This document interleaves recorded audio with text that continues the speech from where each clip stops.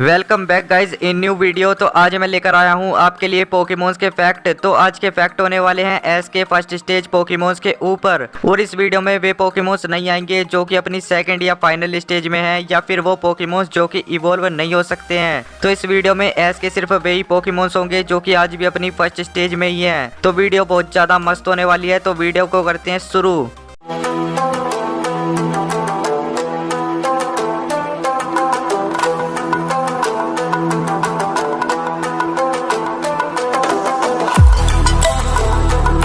Number 1 पर आता है एस का बल्बासोर। ये एस का सबसे पहला ग्रास टाइप का पोकेमोन था। ये एस की कांटो टीम का सेकंड पोकेमोन था जिसने इवॉल्व होने से मना कर दिया था, क्योंकि एस का पहला पोकेमोन था पिकाचू, उसने भी इवॉल्व होने से मना कर दिया था। और ये एस का सबसे पहला और इकलौता ऐसा पोकेमोन था जिसने अपने एवोल्यूशन को रोक दिया था। पोकेमोन के एक एपिसोड में एस का बल्बासोर इवॉल्व हो रहा होता है, बट वो अपने एवोल्यूशन को स्टॉप कर देता है। और एस का ये पोकेमोन आज भी अपनी फर्स्ट स्टेज में ही है। नंबर 2 पर आता है एस का स्क्वाडल। ये एस का सबसे पहला वाटर टाइप का पोकेमोन था और एस का स्क्वाडल स्क्वाड का लीडर भी था। ये एस का सबसे पहला पोकेमोन था जो कि गोगल्स पहनता था। और एस की पूरी कांटो टीम में एस का स्क्वाडल ही एस का इकलौता पोकेमोन था जिसे इवॉल्व होने का मौका नहीं मिला था, क्योंकि एस का पिजियोट, चार्जार्ड, बटरफ्री फुल्ली इवॉल्व थे और एस के पिकाचू और बल्बासोर ने इवॉल्व होने से मना कर दिया था।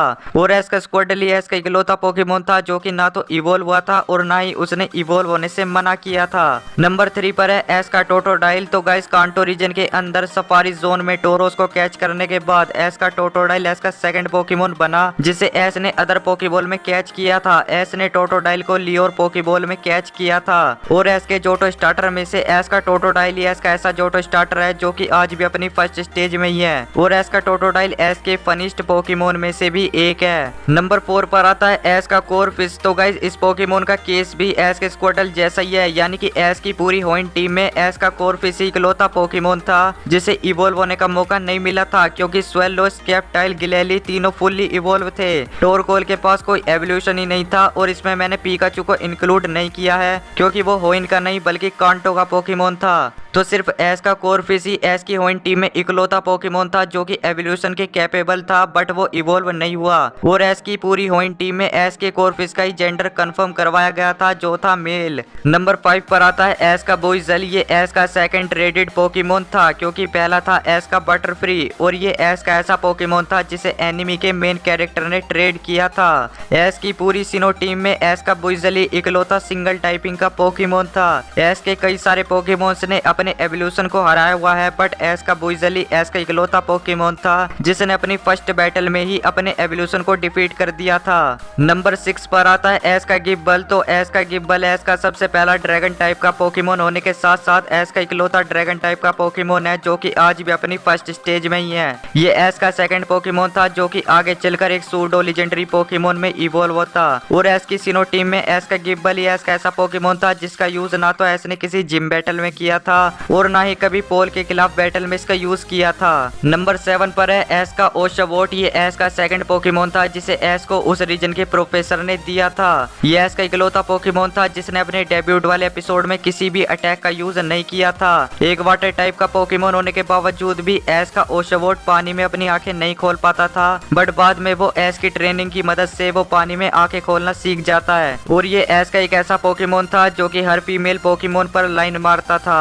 नंबर 8 पर है एस की स्नाइवी। तो यूनोवा रीजन में हमें एस के स्नाइवी का भी जेंडर कंफर्म करवाया गया था जो थी फीमेल। यूनोवा के तीनों स्टार्टर में से सिर्फ एस को इस स्टार्टर को ही कैच करने के लिए इससे बैटल करनी पड़ी थी, वरना अदर 2 स्टार्टर एस की टीम में अपने आप ही आ गए थे।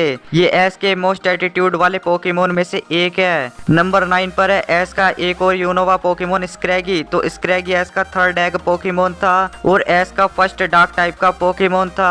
ये एस के पास टोटल 5 एपिसोड्स तक ही अपनी एग वाली फॉर्म में रहा था। ये एस का इकलौता एग पोकेमोन है जो कि आज भी अपनी फर्स्ट स्टेज में ही है। और ये एस का इकलौता डार्क टाइप का पोकेमोन है जो कि इवॉल्व नहीं है। नंबर 10 पर है एस का राउलिट। तो गाइज एस का इस पोकेमोन ने एक बार एवरस्टोन खा लिया था, जिसकी वजह से एस का ये पोकेमोन आज भी अपनी फर्स्ट स्टेज में ही है और ये एस का इकलौता पोकेमोन है जिसने अपनी मिडल और फाइनल दोनों स्टेज को हरा रखा है और इवोल्व ना होने की वजह से ये एस की अलोला टीम का इकलौता पोकेमोन था जो कि अपनी फर्स्ट स्टेज में ही था, वरना एस के अंदर जितने भी अलोला पोकेमोन थे वे सभी फुल्ली इवोल्व थे। और गाइज तो ये फैक्ट यहीं खत्म होते हैं, बट अब कुछ पोकेमोन फैंस कहेंगे कि तूने इस वीडियो में पिकाचू को क्यों इंक्लूड नहीं किया। तो मैं उन्हें बता दूं कि पिकाचू फर्स्ट स्टेज का नहीं बल्कि सेकंड स्टेज का पोकेमोन है और जब मैं एस के सेकंड स्टेज पोकेमोन्स के फैक्ट बनाऊंगा तब उस वीडियो में पिकाचू को भी इंक्लूड करूंगा। तो वीडियो पसंद आई हो तो वीडियो को लाइक और चैनल को सब्सक्राइब कर लो। तो मिलते हैं पोकेमोन की किसी अदर वीडियो में, तब तक के लिए बाय।